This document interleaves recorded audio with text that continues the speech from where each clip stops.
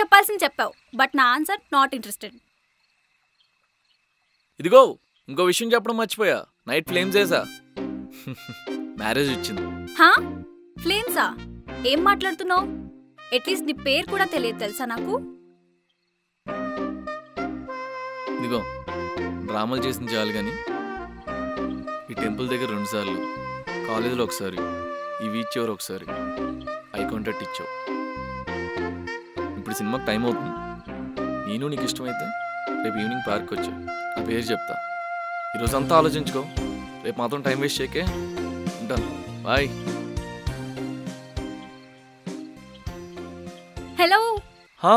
మొత్తం 5 times. అర్థం కాలే.